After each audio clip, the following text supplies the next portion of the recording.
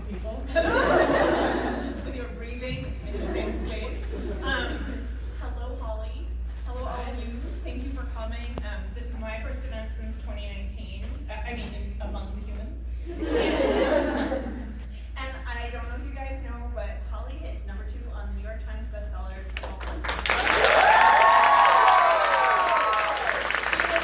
Only James Patterson beat her, so we must destroy him. There's a lot of reasons to do that. So, I am going to be looking at my phone because that's where my questions are, not because I'm tacky. Holly.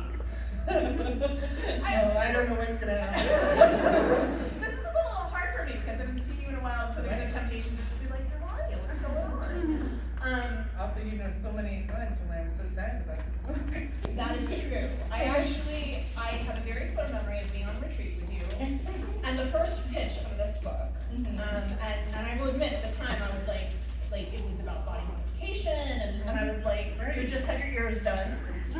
Holly has elf ears. And I will admit, when you told me you were going to do it, I was like, drunk. And then I was like, they look amazing. They live subtle. They're subtle, and also they suit you very well. But tell me a little bit about that was years ago. Okay, that's when I was first working in Night House. You were working on, and it wasn't called Book of Night. We didn't really have a name yet. What was the spark? Oh my goodness, I totally forgot that it used to be about body modification. That's right. It was about shadow modification, which still is. Yes. But it sort of evolved into something else. So, yeah, I was really interested in what it would be like to have your shadow cosmetically modified, and what that would do, and what that would mean, and how it could be magic.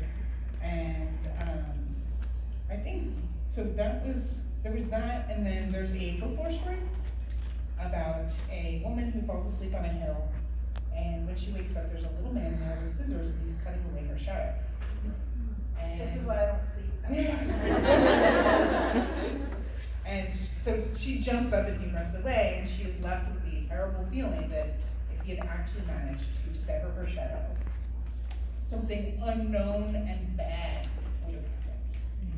And I guess the third thing is that I remember walking back from town with my son, and he was so fascinated with the way his shadow would be longer and shorter, and the way it would bifurcate. And I thought about how shadows are kind of magic we all experience.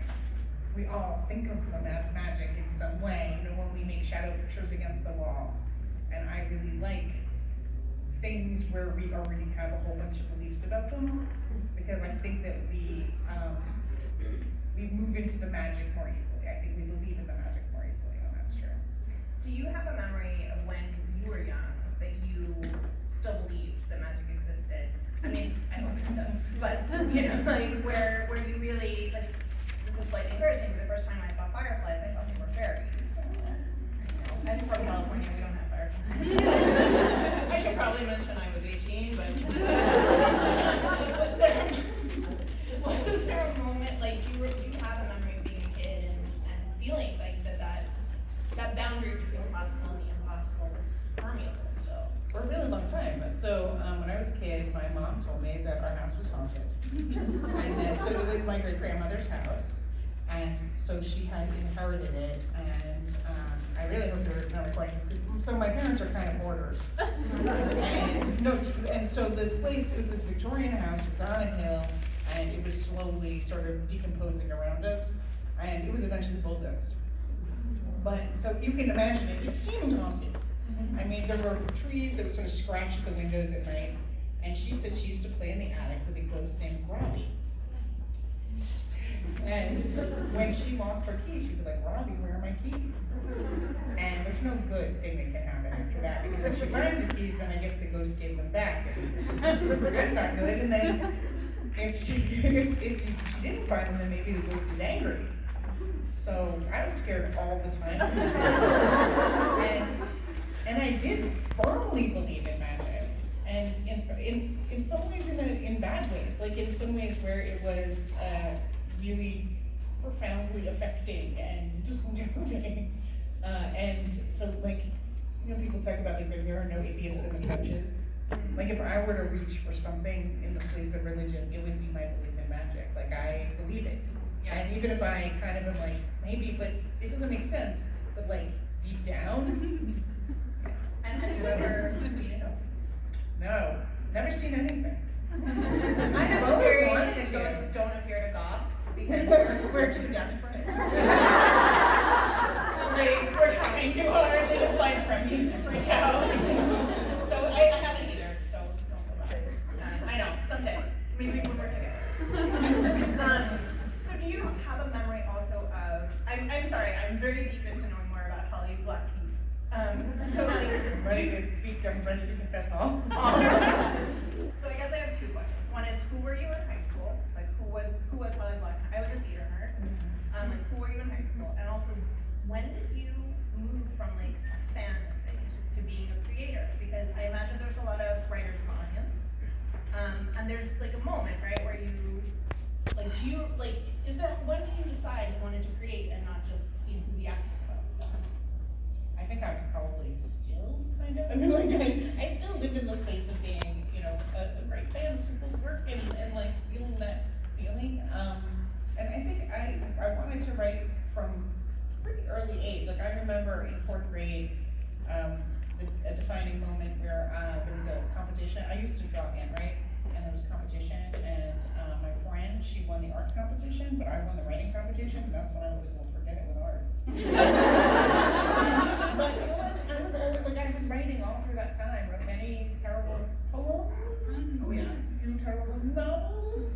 Well, novels. I mean, I admire they were not long.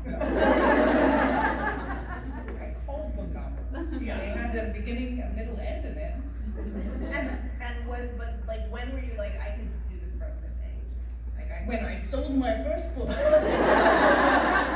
not even true. That's not true. I still didn't think I could do it for a living. Well, like, there had to be a moment where you're like, I'm gonna take this seriously. This isn't just like, you know, okay. In 8th grade, I sent out a query letter. I had like bought the writer's market, and I read the whole writer's market, and I sent a query letter, and I was rejected. But I remember actually not being that sad. I remember being like, that's right, I'm in the game. That's the right attitude. Because all of that stuff says you got to amass your rejections. And I was like, all right. Number one. Yeah. I never sent out anything for years. But I feel like there's an agent somewhere who's, yeah, I missed it. I got in the Holly Black game early.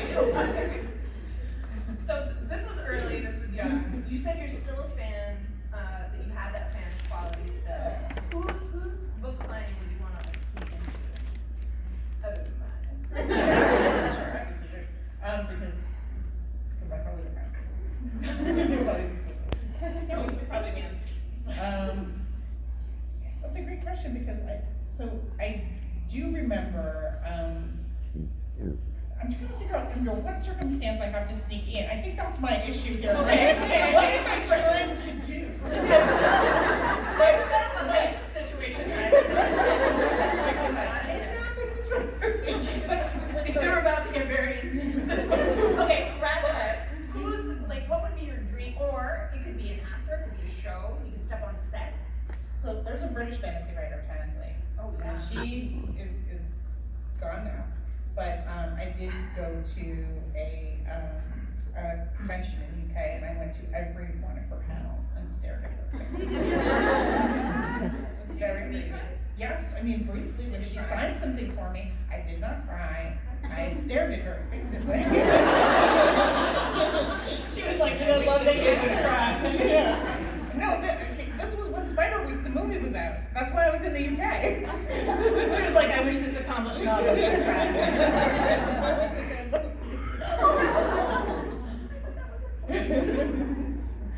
Okay, so Janetha, you got your chance to talk, but like, if you could step into a fantasy world, onto the set of a show, like, even, like, how are you gonna, an event?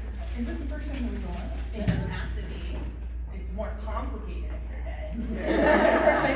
Ritual, and you don't know what's gonna come back, but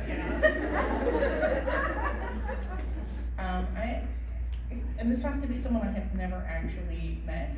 or I seen. feel like it gets emotional if it's people you've met. Like, It's tough though. I really have I've done it with many people and stared at them fixedly. Like I'm pretty good at this. I creep on them. See, the trick is if you see someone enough times, they know your face and they forget they don't know you. And so when you're a fellow author and you're sitting in the green room and they know you for some reason, but you don't remember why, they think you're friends. This works remarkably well. I have always relied on people forgetting me because I make a terrible first impression. When I met George R. R. Martin, I was drunk and cried a lot. And he held my hand. It was weird. But When I first met you, you jumped out of a tree. It was an amazing impression. That is true. We met at a Comic-Con. That does not explain anything. It does. I think there's a lot of people there. You have to go up. It was San Diego Comic-Con. We had never met before. And so in order to get a view, I climbed into a tree. And then when I saw Holly, I was like, Holly Black! I was like, Leigh Bardugo is a magical creature. I'm glad that was your impression of that moment. That is a very generous take on that. Okay, so let's go back to Book of Night and the process of writing it. I'm going to ask you the question everybody asks me with Ninth House. How did you know this was supposed to be adult? Did you know from the time you had the idea, or did you start writing it and then you were like, oh, this does not belong in YA? I did know it was an adult book because I knew that Charlie was an adult. Okay. And I think that I wanted to write about a different time in life. And there were some specific things that I really wanted to do with Charlie, that are about being almost 30 and being kind of stuck in a place and having an idea of who you were going to be and not being that person. Yeah. And being in a relationship where you kind of hold back parts of yourself because you don't think you'll be accepted. Like, I think there's just a lot of things about Charlie that are things that I maybe could have found a way to write in YA, but were things I was specifically interested in writing about an adult character going through. Right. And what do you think the hardest part of writing this book was? What was the hardest part? What was the most natural, easy part? I mean, the hardest part was the first chapter, which is never true for me before this time. Really? Yeah, because I usually feel like that is the thing for me. I write the first chapter and I understand the tone of the book, I understand the texture of the book, and I try to make a story that fits that tone and texture. And sometimes, because I think really what I start with a lot of times is a feeling. And I want my book to feel like the feeling that I'm feeling when I think of my book, which is really unhelpful for your friends. When you're like, hey, so what can happen in this book? And they're like, so tell me about it. And I'm like, well, I have a feeling. You think she's kidding? It's not that. And sometimes I have a picture in my mind that gives me a feeling when I cannot get out of my mind to give to them. And they're like, maybe one more thing. But I couldn't get it right. And on that same retreat or a different retreat, we were in Greece. Oh no, this was during the heat wave. Okay. We were in the middle of a heat wave called Lucifer, and it was brutal. And Lee and Kelly, they went into their air-conditioned room and they stayed there the whole time. I never saw them again. It was so cold in there. It was so cold in that room. It was heaven, was what it was. It was where Lucifer could not get to you. Was what that meant. That's right. Okay, so this was a much later retreat. We were in Greece. We were in Greece. And it was very beautiful, and I consoled myself with that as I wrote and deleted chapters. Every day I wrote a new chapter, and by night I would delete it. No, that's not true. By morning I would delete the chapters, and by night I would write them. That sounds like a fairy curse. And it wasn't like Penelope, where she's like weaving it. It was like that. And each day I would give one to Kelly, really like our friend, our patient friend, and she would be like, "This seems good." And then I would give her another one the next day, and they had new main characters, they had new takes on the magic. I wrote this book from Vince's perspective for a while, I could not get it right. And I recently went back through them because I never do this. I never have all this additional material that I've deleted. I went and looked at them and I thought, I don't know why I can feel what I did anymore. Really? Yeah. I was like, this seemed fine. I mean, they're totally So different you don't books. know what the switch flipped, but No. suddenly you were like, I can Yep. stop punishing myself, I can move forward. Yep. And you don't know what that was. No. So if this happens again, you're not gonna have like a Oh, method. no. No, there's no helping me. Genuinely terrifying, thank you for that. Your mom scared you with ghosts and now you scared me. But it's okay. So, okay, so you somehow had this breakthrough, and so the first chapter was the hardest part. What was Yeah. what was the flow? What were the moments that just rewarded you? So I think this is always my issue, that I love like graph paper and colored pencils. I love sticky notes. I love the idea of outlining. And I do it. Boy, do I. And I never write. Not one time. And so I would write, I would outline the book and I would try to write it, and I would delete a whole big portion of it, and I would try to write it, and then I finally had the book, and it wasn't good, but it was there.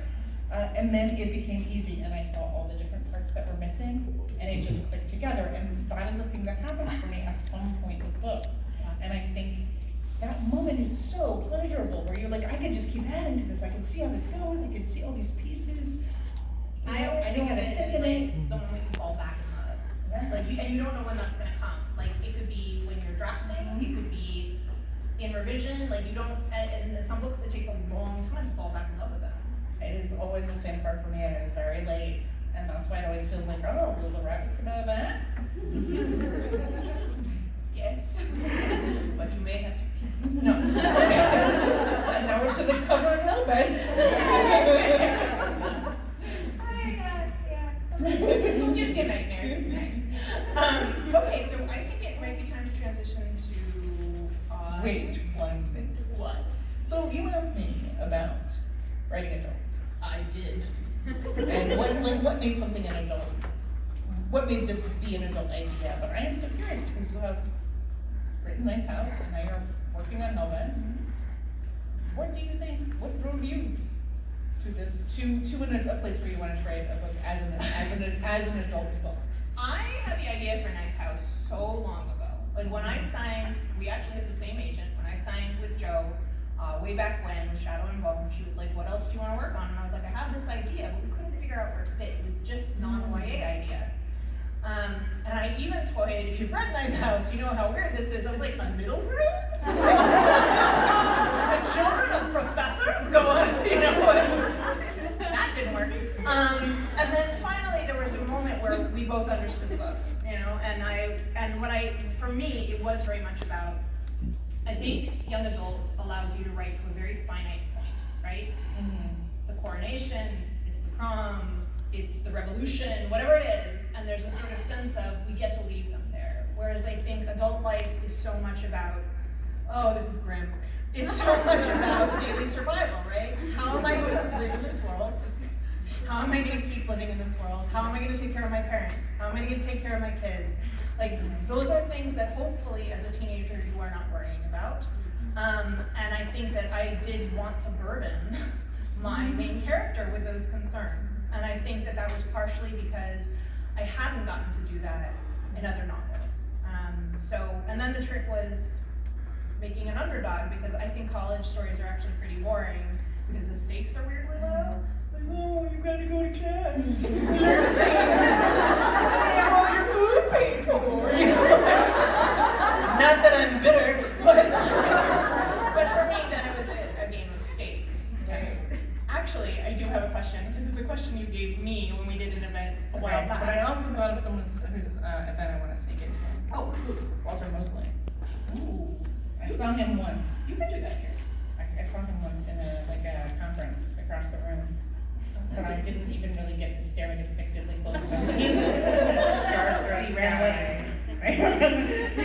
It was like that lady's been staring fixedly at people. Need to evade her laser like gaze. What is the weirdest thing you bought during lockdown? Oh, there's so many choices. Well, so I got really into physical planners. Some knowing laughs. Somebody's been doing some literature. I got a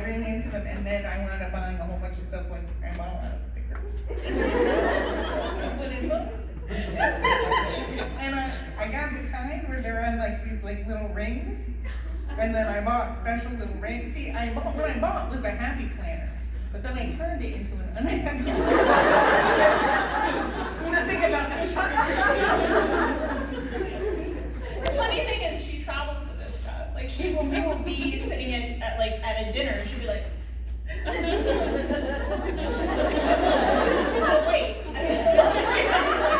Now I'm ready. Now I'm ready to write an outline I won't use. What did you buy? Oh, mine is so bad. No, it's so nerdy. It's we thought we'd do a puzzle, and so we bought this like 3,000 piece. First we bought a 3,000. We're like, that number seems good. It was like a Norwegian village or something in the snow, and I was like, this will be like traveling. And instead I was like, my eyes are bleeding. Like, but the thing was, and then I was like, okay, we'll start smaller. And so I bought a 1,000 piece, like a wizard in his library with his owl and his cauldron, and I was like, and it sat there, not even half finished, maybe not even like a quarter finished, just the edges, like a corpse on the table. And it sat there for about 6 months because I refused to admit defeat. I was like, this is a metaphor for quarantine. And then finally one day, my husband was just like, look away, you know. Yeah, we have given those puzzles away now, so we don't talk about that. Now that we've humiliated ourselves, can I see if there's any questions? You can come up to this mic and line up and speak your or don't. Like lines or microphones. That's good. All right. Fabulous, you look. You look amazing. Come from the net. So my big question is, I've been writing for a long time, and I would like to know what advice you have to people that are really trying to get into the industry. I've heard a lot of advice, but I always like to collect more and see, what things people think are important. So can I ask you, where do you, what kind of, what advice for what step in the process? We got a lot of advice. None of it good. Mainly the querying process is really what I would like to know most about, because that's as far as I've gotten. So I don't know much about the querying process, because in the olden days, it was different. You had to query one person at a time, and you printed you had to print out your manuscript. I get that, but it's true. I'm picturing you in like Candlelight in the West. So it's changed so much since the time that I was querying that maybe you can give some advice on this. Admittedly, I was querying 10 years ago, but here's what I would say. First of all, query in small batches. Okay, never start with the dream agent first. And yes, you're gonna have a list. You're gonna have a list that are like the top tier, and then you're gonna have the list that's the middle tier, and then you have the what I'll take it tier. And you should query first a few people from that middle tier, and then see what the response is, because you can always adjust your query. You can always adjust your first chapter if you're not getting the response you want. I would say also, as soon as you start querying, or maybe when your critique partners are looking at the book, start working on something else. For me, one of the hardest things, I started much later than Holly. I wanted to be a writer my whole life, but I didn't get published until I was 37. And that's because I couldn't manage to write a book until I was 35. But, so you all are way ahead of the game. But that, I would say, when you start working on something new, because it's so easy to make it has to be this book. If it's not this book, it's gonna break me, and it won't. You have so many stories in you that are ready to be told, and you just need to work on that. And then when you do sign with an agent, the agent's gonna be like, you got anything else? And you'll be like, should I? So, yeah, I would say that, keep your spirits up. A rejection is not always about the book. It's often about the market, the moment, what that person had for breakfast. So good luck. Thank you. Yeah, such good advice.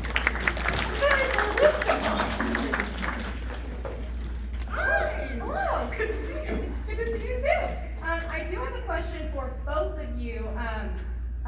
writing for / editing anthologies. Okay. Because I've read, I think Lears was in Slasher Boys and Monster Girls, and I just loved that story because I'm a musician, and I was like, yes, oh my gosh, musician in horror. And then I was actually just telling my friend about Zombies versus Unicorns, because that's one of my favorite anthologies. So I just wanted to ask about like prompts, writing for it, putting one together, like what that process is like.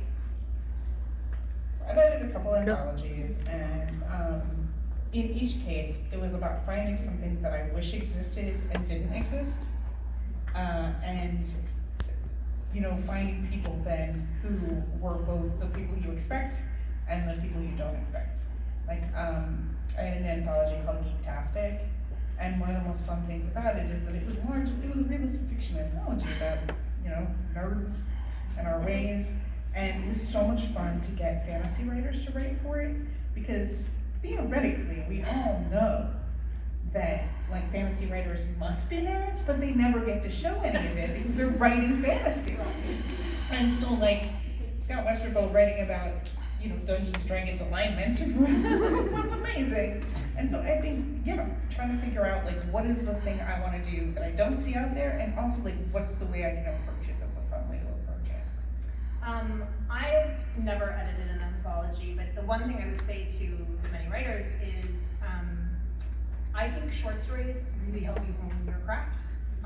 You don't make a lot of money on them, and they can sometimes feel a little futile because they take a lot of work, but I feel like my prose got much better after writing short stories. I feel like it allows you to zero in on a single twist, zero in on building a character quickly, and really developing at a sentence level the way you want your language to work. So I think they are a very worthwhile endeavor. And endings, right? Because it takes so long to get to the end of a book, but when you're writing a bunch of short fiction, you like actually practice endings. Yeah. No, thank you. Thank you so much. Hello, you both look beautiful, by the way. Thank you. I'm very excited about this. First off, I just wanted to say, both of you have influenced me so much in that I'm going to grad school this fall for creative writing and publishing because of, the work you guys have done. And with that, I'm very excited to take this next step and to actually see myself as a potential writer. But I know the thing I struggle with now is just having the confidence or believing that, like, my story is, like, worth writing, or it's at the point that, like, okay, now I feel ready to write it. Like, for you guys, when did you feel ready for, like, maybe your debut novels or whatnot?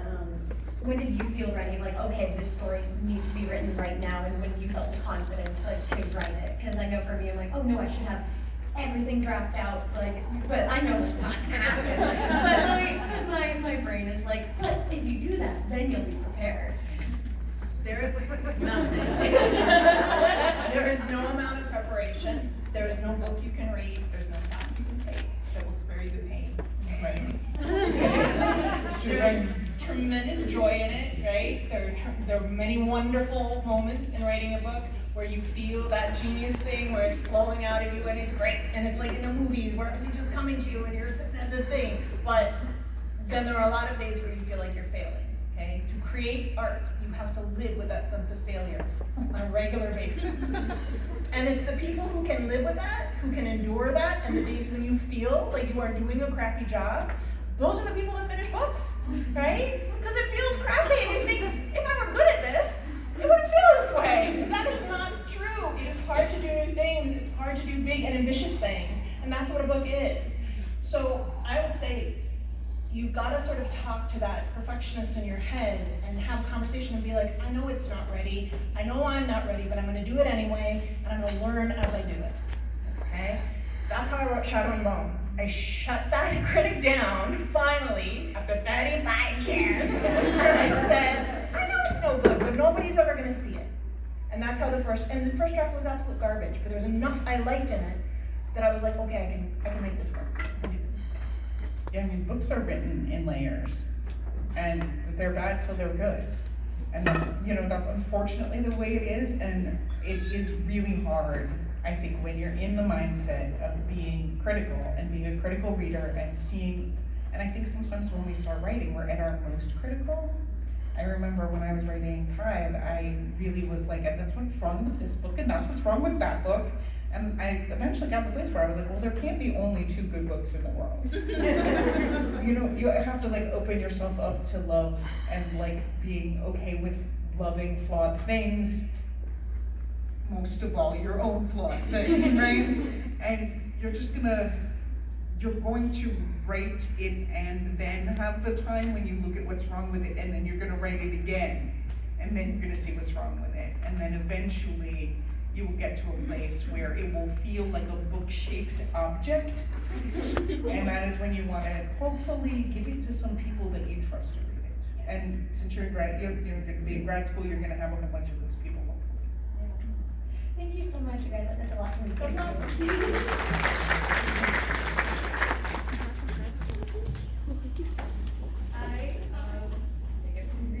I'm really shaky. I know you freeze up. I start shaking. You guys both look beautiful. I love your outfits. And I love this crowd. I guess it's not much of the writing process. I am an aspiring film student, and both of your books, well, 2 for you, okay, and they're becoming TV shows.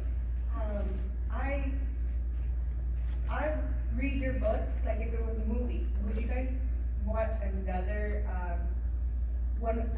one of your books to be turned into a TV show or a movie? Or would you guys be like, oh, I'm good with this, I don't want them to mess it up? Or it's like, okay, I kind of want to have that done. So the adaptation, I had my chapter book series, The Spider-Man Chronicles, was turned to a movie in 2008, and now it's actually going to be a TV show, Disney Plus. And so,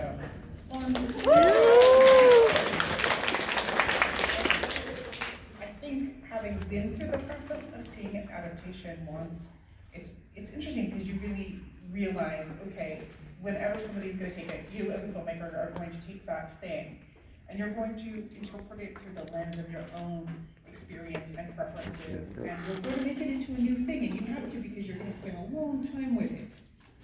And so I do feel like as a creator, you have to be open to that, and hopefully the things that are important stay there, and that's what's important to me, is there's some things I think in every project that if it's not there, it's not the project, and then I think there's a lot of things that are just going to have to change. And I'm okay with that. My books are my books. They're still fine.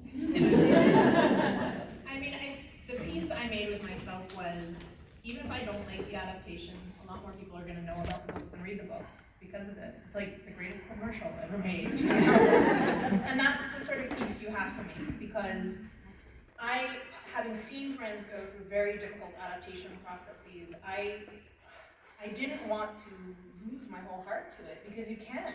Because you're often struggling, you're often fighting, you will butt heads, even in the best of situations. And I've been very lucky with the people I've collaborated with. And I think that I would say to you, first of all, we need more amazing filmmakers, so I'm hyped that you were doing this. But like, when we enter these partnerships, we have to have trust. And it is always a gamble, right? You have lunch with somebody, you're like, seems okay. Like, you try to see if you're on the same page, and then you roll the dice. And then you hope you made the right deal with the right person, and then they're going to show you respect, and respect to the people who, for me, especially in YA, it was, you must respect my readers, okay? You must, I don't want to hear that, I was in a meeting at Netflix, and I see you filming, do not put this up. And you guys are going to get in trouble, don't do it. Disney has some snipers, I heard. They're having enough trouble, they're not worried about me. But, like, I was sitting next to this guy, and he was like, I really feel like we can elevate this material. And I took him aside afterwards, and I said, I never want to hear that word again. I said, I am a New York Times bestseller, okay? I don't know who you are, and I never want to hear that again. Because my readers like this, I don't know about aliens anymore, it's fine. But that is what you're looking for. You're looking, I think, in all of our projects, hell, in all of our relationships, we're looking for that respect. So I think that's what I'm always seeking in these projects. Yeah. But yeah, I'd love to see them get made. All of them. All the short stories, all the books. Thank you. Thank you.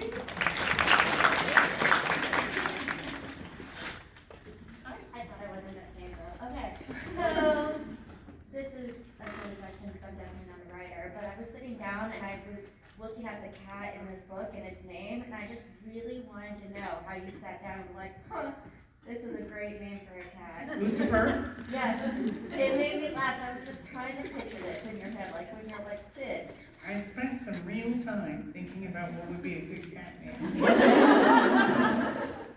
I really did. I wrote a cat into the book kind of, and I'm like, just being like, oh, there's a cat, and then I was like, no, stop everything. What is this cat's name? I spent a long time, I wasted a lot of time writing and figuring out, and I love Lucifer. And the cat, so, there's a moment in the book, okay, in my real life, I have a cat whose name is Meow, who is from France. The fancy cat. Who followed our friend Robin, who's in the back home, to a different writing retreat. And then somehow we had to take care of her. I'm not sure how that happened. We took her to a French vet. We got a cat passport. Anyway, I think you mean a pause. Don't forget to tip your service. You have a fight in my house, she will run up and bite you. It's a real thing. Like, if you're too loud, I'm not even sure that's true. I think she just bites me. I think it's Theo feeds her. She just comes and bites me. But one time, my kid was crying about something. And she came and bit it. It was so traumatizing.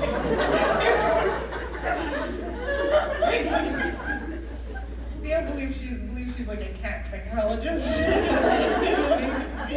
kind of got the, I'll give you something to cry about.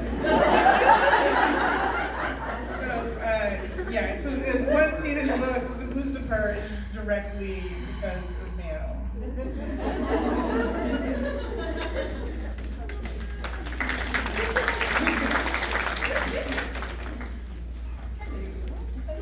So I hope I'm not being too greedy with your time, but I absolutely love beautiful objects and love looking at beautiful covers and, well stylized things. So I have two questions.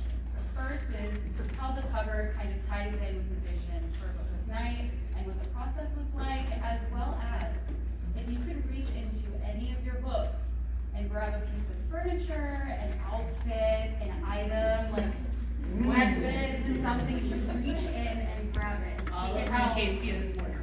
Can I reach into her books? 2, 3, yeah. If you could do that, what would you We do? can reach in and get magical objects? I really need to think about that. I really feel like, what do we have that we could do, like, there's gotta be something that can make us immortal. I don't think you're shooting for the stars. I have there's a spell in Ninth House where this writer has writer's block and he literally bleeds onto the page. Like he bleeds his next novel onto the page, and I was like, that. I would rather do that than write in outlines. I know what I want. So in Darkest Part of the Forest, there's a character who is by day, like lives her human life, and then by night lives a fairy life and never has to sleep. Yeah. I think you kind of do that already. You just sleep in the day. How about the cover? Oh, so we saw a lot of different covers for Book of Night, and a bunch of them came through, and then when we were in the final cover process, this is like every single story is like, and then we were on a writing retreat, but it's true. And we saw different, sort of different versions of the final cover. And Lee said, why don't you put a tear ring? I did. I helped. And then they put the tear ring, but they put it that way. And then I said, put it that way. That was our contribution. With Hellbent, I said, I want a rabbit. And they said, it will look like a children's book. And I said, no, it won't. I remember because you were truly terrifying rabbits and sending them over. Literally Googling terrifying rabbits. It was the same writing machine. Very interesting group shot, thank you.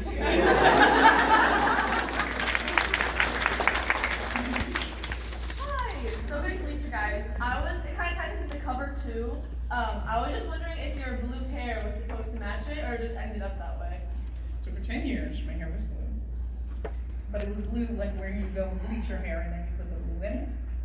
And then I thought I'm gonna go gray. And I shaved my hair down to sort of a mohawky thing in January of 2020. Good timing. Good timing. So I grayed my hair gray. And it looked amazing. And then I realized, you know what you can put in gray hair? Blue dye. So now it's not as blue, but it's sort of blue. So I'm back. Thank you.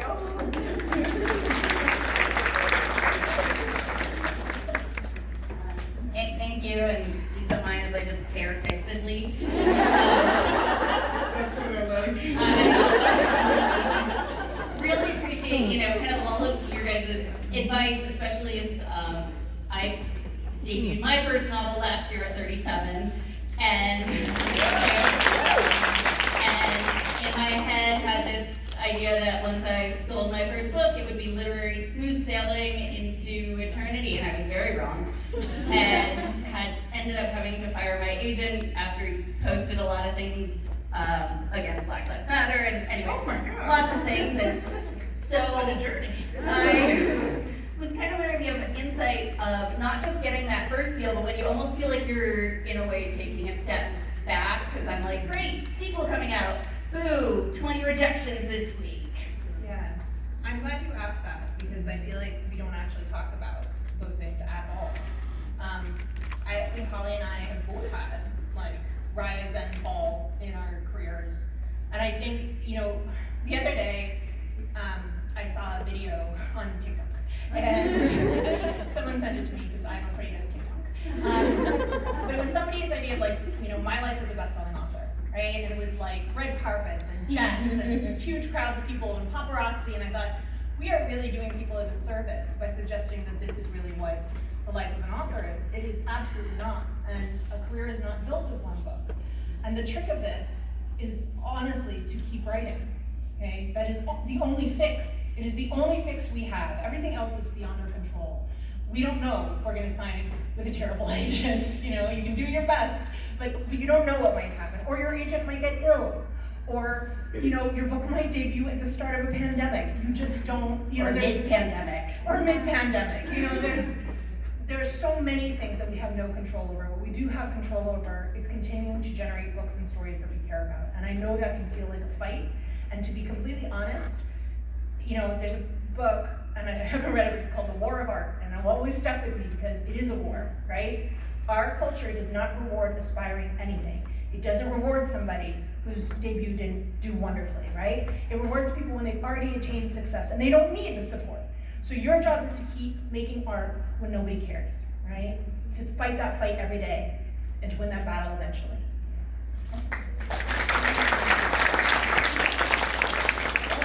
Really good advice.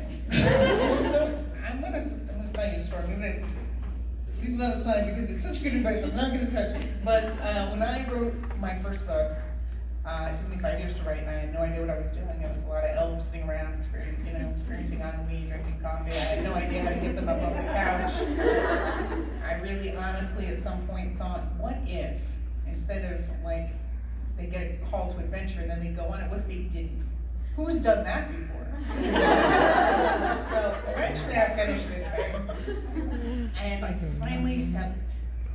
And I was so happy. I was happy for 2 months straight. Someone rear-ended my car, and I was like, that's okay. And then I went into the only true depression I have ever had, in which I became convinced I was going to die and started reading pseudoscientific articles on the afterlife, because that's where I was going, so I better find out what was there.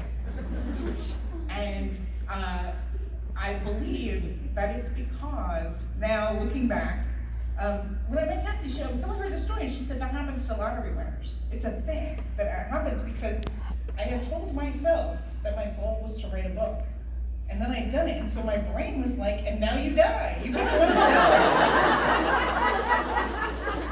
And my goal wasn't to write 2 books, it was for I don't know what came next. And like actually moving into the mindset of being, you know, like I'm no longer trying to write and sell a book. I'm actually trying to do something else, and I need to figure out what that is. And long about now, I think the true definition of success as a writer is to stay on the horse. Like to just keep putting out stuff. Yeah, it's a rough business, and that horse will try to buck you off, but it is your job to just keep riding. But I think too, like even like Shadow Bone hit the list, right out of the gate. And I thought when I became a bestseller, James Patterson would like call me up and be like, hey, go to the Bookhouse, you know? But it's not, right? I made it. Now they have something to put in my eulogy, you know? But like, apparently this is. We just all contemplate that. Nothing changed at all. Like nothing, and there always has to be a recalibration. But I just stay in the game. Stay on the horse, stay in the game, all the analogies. Just stick with it. I can't tell you guys how validating that is. Thank you.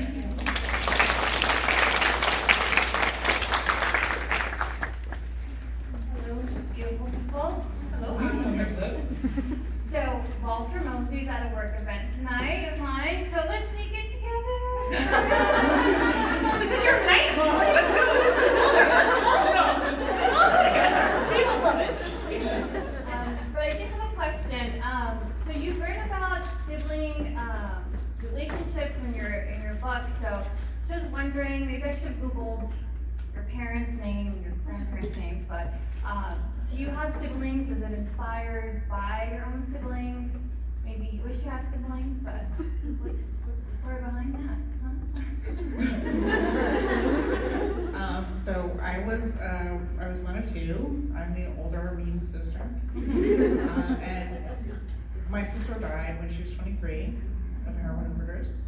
And so I've had the strange experience of being both a only child and being a sister. And it's very weird to go from one to the other. And I think the weirdest thing was I learned how much that when you're siblings, you have your stuff and their stuff. And my stuff was fantasy, and her stuff was horror. And only when she was gone did I think, well, I guess now that's all my stuff. and I have to kind of do both these things. I have to figure out what I actually like, because I didn't actually know that. Because I just was so conscious of the way that stuff is divided. And so I definitely think that a lot of my writing about siblings is about, you know, my experience of having a sister, but also my experience of realizing like things that I didn't know about my relationship with my sister until she wasn't there. I have 2 half-brothers. I haven't met one of them. My bio dad just molts every like 10 years. New lady with a new lady, like it's just kind of this thing. I'm not kidding. Like I'm now 47. My brother is 37, and then there's a half brother who's 17, and we're sure there's a 27-year-old somewhere. Just like, I have 2 stepsisters, one evil, one good. You know, like I never had the sort of full sibling experience. Just, you know, I have one of those messy West Coast families. Well, thank you for sharing. Thank you.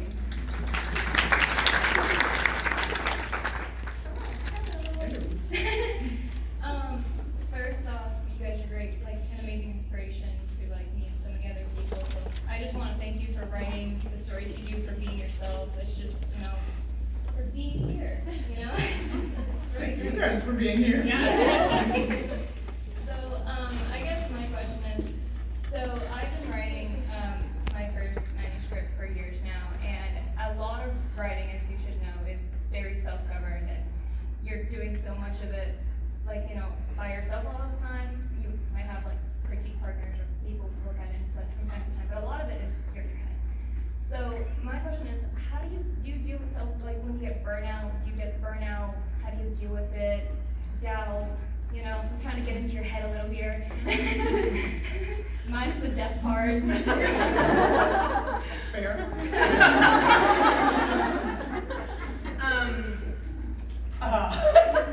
Look, I think that being a writer is walking a tightrope, right? Between the delusions of grandeur, that sense of megalomania that's just like, I am a god, I have created this world, I've populated it, and I will do it all. And then there's the abject self-doubt, right? That's on the other side. And it's not that you walk that tightrope, it's that you fall into one ditch or the other.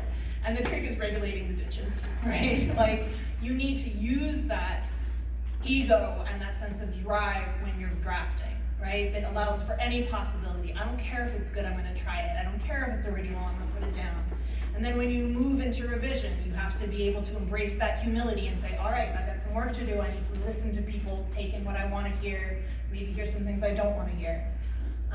As far as burnout goes, for me, you know, that is really related to sort of the cycle of the demands of trying to produce a book a year, which I've stopped doing now, but like trying to produce a book a year, trying to make sure the work is good enough, trying to continue to push myself on craft.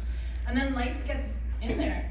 Like I edited Rule of Wolves during quarantine, but Hellbent was the first book I had to start when we were on lockdown. And it was rough.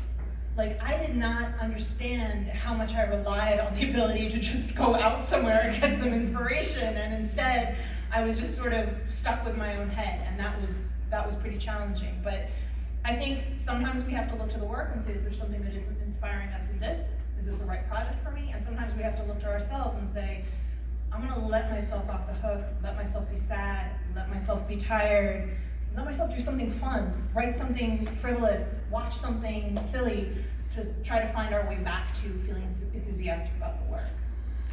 We are being approved.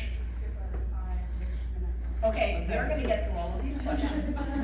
You're the last one, but we're gonna move fast. Okay. Okay, yeah, so that seems like that seems good. I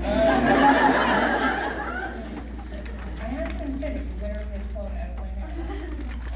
When you remember, we're gonna come back to it. All right. You just shout it out when you're ready. We're gonna move to the next question.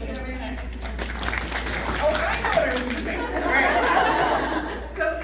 So a lot of times we think that when we are happy and inspired that we're writing better, but it's not always true. Like sometimes you got these bad writing days, and if you sit there and you write, like when you look back, a lot of times you don't even know whether you felt like the word at the time, whether the words were good or whether they were bad. It's just not always true.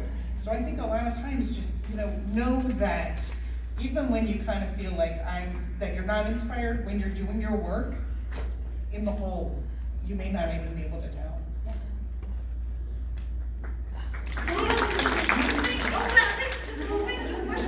Hello. I just want to say that you two are both my absolute favorite authors in the entire world. And my inspirations do take my kind of hobby of liking to write to the next level and try to write, a full-length manuscript. You mentioned something earlier about the concept of falling back in love with a project. Yeah, and so I was wondering, how do you get through the process before you reach that point? When you've fallen out of love with your project and you know it has potential and you want to finish it, but it's hard to reach that point where you're like, yeah, this is something that I love again. How do you work through that? I mean, I guess what I would say is, I write from an outline. So even if I don't even if I don't feel good about what I'm doing, there's something I can put down on the page, right? And I know that doesn't work for everybody, but that works for me, because I can jump to something in the project I'm excited about. One of my favorite pieces of writing advice was from Lainey Taylor, who said, instead of what happens to me is I'll be writing and then I'll get another idea, right? And that other idea is like, I am so sexy, I smell amazing, you want to be with me. And instead of trying to ignore that, think about what that idea is offering. What is drawing you to that? And then put it in the book you're working. That is very smart. Lainey Taylor is a very smart lady.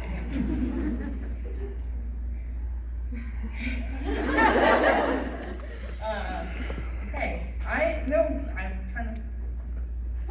That's totally for me. I think that I do often just keep writing, much like you do, even if I don't agree with my outline, I just keep doing work. But I think the thing that probably helps me the most is handing it off to a friend and saying, can we talk about this?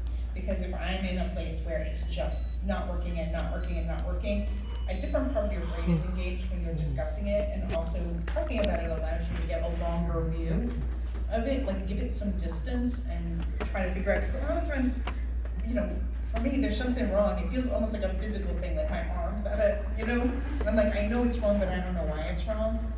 And sometimes, a friend can pinpoint that right away, and at least they can talk about it and say, look, here's all the stuff that's good, which will help you remember that stuff.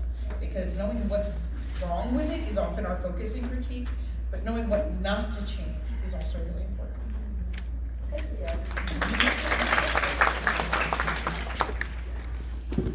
I hope it's okay if I record this while I ask the question. Of course. I'm recording too. My question is, since you both are now authors and your books have obviously inspired a ton of other artists, you've seen like artwork, cosplays, different sort of content based off of the things you've made. What's that been like, seeing like art inspired by your art? Like, has there ever been a moment where you've been like, oh my god, like my work has reached so many people that they're willing to like put in their talent and make something inspired by what I do? Definitely. I mean, All the time. That's not something you get used to. Yeah. And if you do, you're doing this wrong.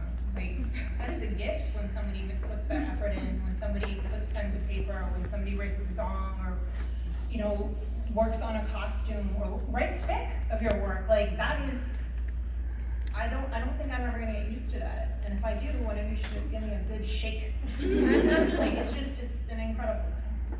And I feel like a lot of times, I live with these people in my head, and even when friends are kind of critiquing it, it's a little bit more distanced, and so sometimes, like, it's funny, I feel like you guys know somebody I know. We know the same people. Nobody knows those people but us.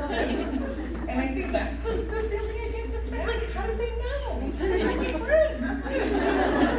I remember when I was working on Crooked Kingdom, I saw this fan art on Tumblr, and it was of Wylan and Jesper, and it was basically the kiss scene I had just written. And I was like, it felt like a divine sign to keep going, right? And you need that when this is a hard job, it's the best job, but it meant so much. So yeah, I think that just kind of overwhelming sense of disbelief and gratitude is what follows you around. It's like one of the few pure joy parts. Yeah. Thank you so much. Hi, I just wanted to start by saying thank you so much for both your works have inspired me so much. I really love the Grishaverse. It's become my entire life now, and I'm right in the middle of the Cruel Prince right now, and I'm absolutely loving it. It The only middle's gets better. weird. It only gets better and better. I tried to start it before this event because I was so excited to meet both of you. And so I'm actually the person that snuck in because this was sold out today. I drove out 2 hours and I wanted to get here anyway just because I wanted the opportunity. Well, we respect crime. And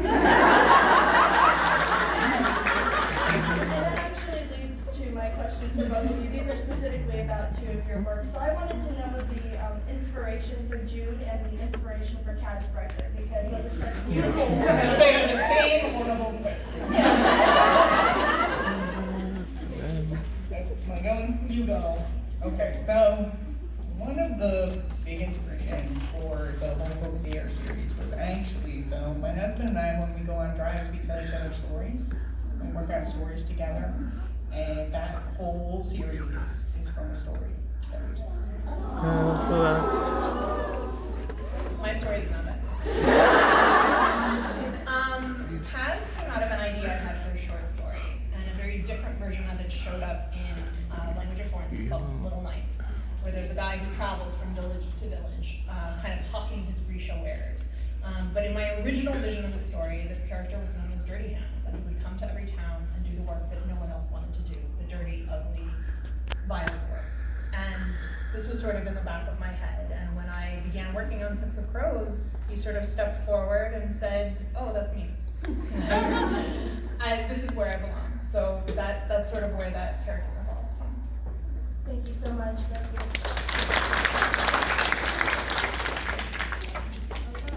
I've been standing here this whole time like, prepared. I'm like, no, totally not prepared. Do you want to have time for 2 questions, or should I just pick? Just go for it and let's see. Okay, first question, Holly. I love seeing Kay and Royden in the Hope of the Air. Honestly, some of my favorite parts of the books, because I was like, my friends! So, I was wondering, are we going to see more Kay, Royden, and Corny in the future? Oh, hopefully. I have a little bit of a plan, but the problem is, as you know from our time together, I don't stick to my plan. So I can't guarantee anything. I have something of a plan. We'll take it. Second question, I had to write it down. Like I said, nervous. Both of your fantasy worlds feel so solid and tangible. How do you guys really bring the grit and the reality to them? In layers. Holly said this before. I think this is so important to remember as a writer. You cannot outsmart the first draft. There's no good first draft. And really, I think particularly with fantasy worlds, really with any novel, all of that comes, some of it comes easy and some of it comes revision after revision after revision, finding your way in and finding those details that really make a world come alive. Thank you. I think. No, I was just going to say that I think you have to think about how real people will exploit the magic. And I think that's my favorite part. That's when I know sort of I've come up with a magic system that is story generative, is when I can start seeing how real people will use it to do bad things. Thank you so much. Hello. Nice meeting you guys. So far it's been great. Quick question. That's right, so great. So I got a question for Holly Black. Your books kind of got me out of a reading slump, and I'm happy about that. What inspired you, Duarte? Because she's such a bloodthirsty little boss-ass bitch. What violence, and just love the violence in that package. I was really interested in the idea, I knew the prologue, it was one of the early things that I really thought about is, what happens when somebody has been raised in such a way that they are more comfortable with things being bad than being good. I know, I love that. That was Also, awesome. that's working. I know. Thank you so much, you guys. Just need to say, I remember you pitching me that book too, and you were like, there are 22 princes, and I was like, what are you doing? And then I killed them all. That's right. Hello! Hi. I'm just trying to make this fast. You both create really complex and rich characters, and sometimes unlikable but still lovable. I was wondering, have you ever regretted coming up with the characters? / do you ever regret not? That seems like a question for you. I don't know what you mean. I regret killing a bunch of villains because I kill my villains too fast, and I really feel like they could really stick it to people later if they're dead. I never kill my villains. I never kill my villains. I love to keep them alive. Because nobody gets what they deserve in this world. The only character I regret killing, and I know this will upset people, is Harshaw, who nobody remembers. He is one of my all-time favorite characters to write, and I would love to still get to write him, but I killed him. So. But no, I feel like if you haven't cried, have you really been to a place? So for me, I think you can't write about war and crime and death without really, there has to be a toll. So yeah, that was a fun one.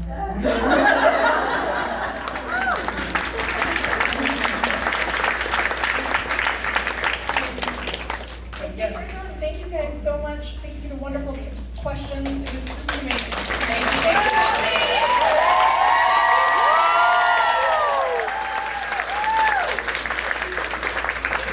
And goodbye.